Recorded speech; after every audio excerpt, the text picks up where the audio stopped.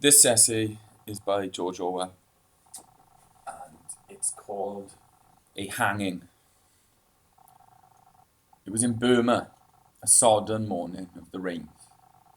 A sickly light, like yellow tinfoil, was slanting over the high walls into the jail yard. We were waiting outside the condemned cells, a row of sheds fronted with double bars, like small animal cages. Each cell measured about 10 feet by 10 and was quite bare within, except for a plank bed and a pot of drinking water. In some of them, brown, silent men were squatting at the inner bars, and their blankets draped around them. These were the condemned men, due to be hanged within the next week or so. One prisoner had been brought out of his cell. He was a Hindu, a puny wisp of a man, with a shaven head and vague, liquid eyes. He had a thick, sprouting moustache, absurdly too big for his body, rather like the moustache of a comic man on the films. 6 tall Indian warders were guarding him and getting him ready for the gallows. 2 of them stood by with rifles and fixed bayonets, while the others handcuffed him, passed a chain through his handcuffs, and fixed it to their belts, and lashed his arms tight to his sides. They crowded very close to him, with their hands always on him in a careful, caressing grip, as though all the while feeling him to make sure he was there. It was like men handling a fish which is still alive and may jump back into the water. But he stood quite unresisting, yielding his arms limply to the ropes, as though he hardly noticed what was happening. 8 o'clock struck, and a bugle call, desolately thin, in the wet air, floated from the distant barracks. The superintendent of the jail, who was standing apart from the rest of us, moodily prodding the gravel with his stick, raised his head at the sound. He was an army doctor, with a grey toothbrush moustache and a gruff voice. "For God's sake, hurry up, Francis," he said irritably. "The man ought to have been dead by this time. Aren't you ready yet?" Francis, the head jailer, a fat Dravidian in a white drill suit and gold spectacles, waved his black hand. Yes, sir, he bubbled. "All is satisfactorily prepared. The hangman is waiting. We shall proceed." "Well, quick march then. The prisoners can't get their breakfast till this job's over." We set out for the gallows. 2 warders marched on either side of the prisoner, with their rifles at the slope. 2 others marched close against him, gripping him by arm and shoulder, as though at once pushing and supporting him. The rest of us, magistrates and the like, followed behind. Suddenly, when we had gone 10 yards, the procession stopped short without any order or warning. A dreadful thing had happened. A dog, come goodness knows whence, had appeared in the yard. It came bounding among us with a loud volley of barks, and leapt round us wagging its whole body, wild with glee at finding so many humans being together. It was a large, woolly dog, half Airedale, half pariah. For a moment it pranced around us, and then, before anyone could stop it, it had made a dash for the prisoner, and jumped up, and tried to lick his face. Everyone stood aghast, too taken aback even to grab at the dog. "Who let that bloody brute in here?" said the superintendent angrily. "Catch it, someone!" A warder, detached from the escort, charged clumsily after the dog, but it danced and gambolled just out of his reach, taking everything as part of the game. A young Eurasian jailer picked up a handful of gravel and tried to stone the dog away, but it dodged the stones and came after us again. Its yaps echoed from the jail wails. The prisoner, in the grasp of the 2 warders, looked on incuriously, as though this was another formality of the hanging. It was several minutes before someone managed to catch the dog. Then we put my handkerchief through its collar and moved off once more, with the dog still straining and whimpering. It was about 40 yards to the gallows. I watched the bare brown back of the prisoner marching in front of me. He walked clumsily with his bound arm, but quite steadily, and that bobbing gait of the Indian who never straightens his knees. At each step, his muscles slid neatly into place. The lock of hair on his scalp danced up and down. His feet printed themselves on the wet gravel. And once, in spite of the men who gripped him by each shoulder, he stepped slightly aside to avoid a puddle on the path. It is curious, but till that moment I had never realized what it means to destroy a healthy, conscious man. When I saw the prisoner step aside to avoid the puddle, I saw the mystery, the unspeakable wrongness of cutting a life short when it is in full tide. This man was not dying. He was alive just as we were alive. All the organs of his body were working. Bowels digested food, skin renewing itself, nails growing, tissues forming, all toiling away in solemn foolery. His nails would still be growing when he stood on the drop, when he was falling through the air with a tenth of a second to live. His eyes saw the yellow gravel and the grey walls, and his brain still remembered, foresaw, reasoned even about puddles. He and we were a party of men, walking together, seeing, hearing, feeling, understanding the same world.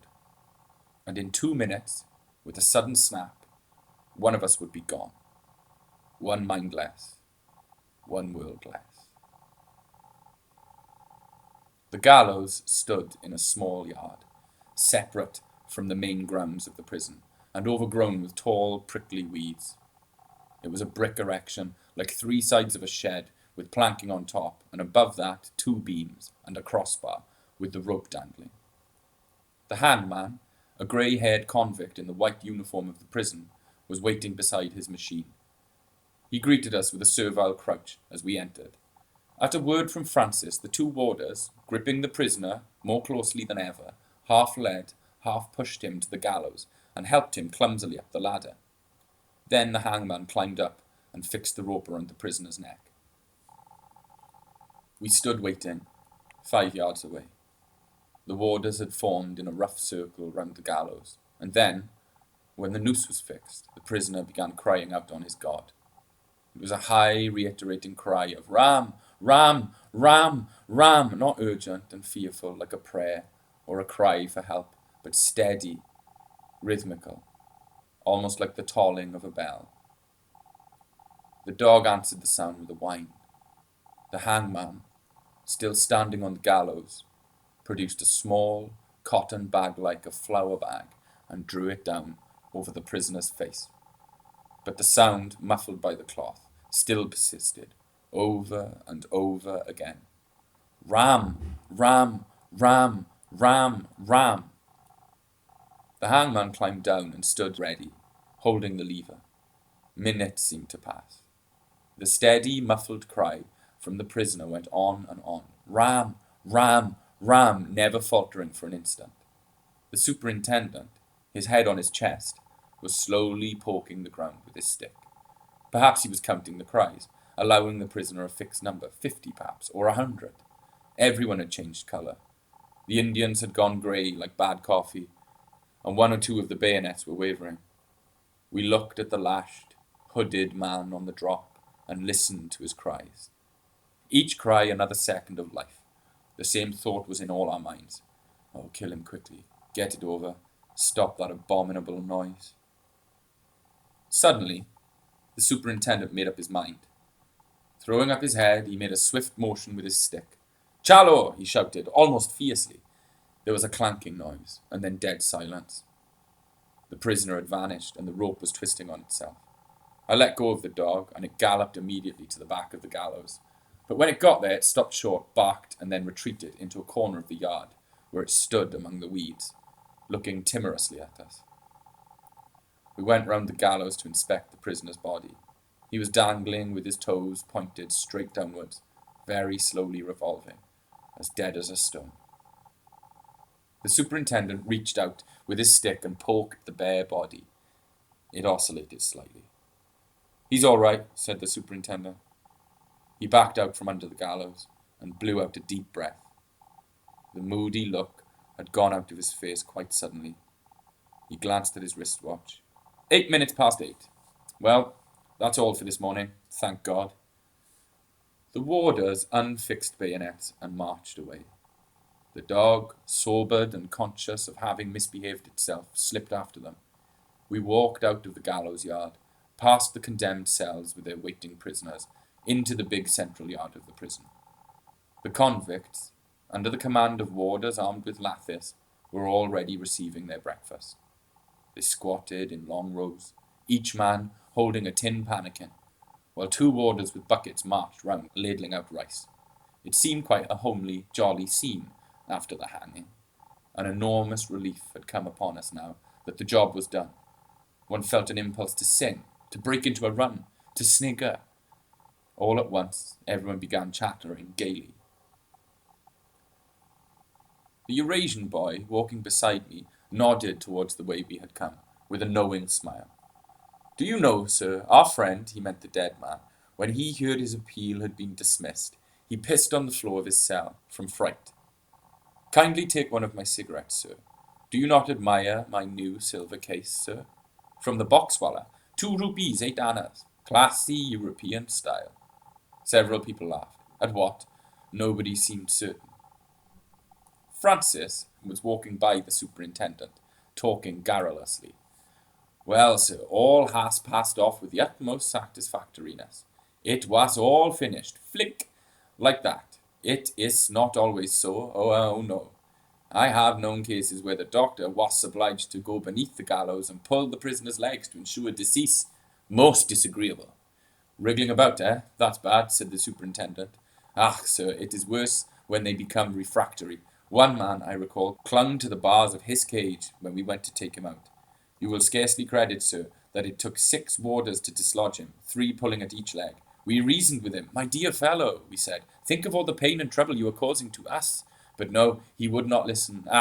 He was very troublesome. I found that I was laughing quite loudly. Everyone was laughing. Even the superintendent grinned in a tolerant way. You'd better all come out and have a drink, he said quite genially. I've got a bottle of whiskey in the car. We could do with it. We went through the big double gates of the prison into the road. Pulling at his legs, exclaimed a Burmese magistrate suddenly, and burst into a loud chuckling. We all began laughing again. At that moment, Francis's anecdote seemed extraordinarily funny. We all had a drink together, native and European alike, quite amicably. The dead man was 100 yards away.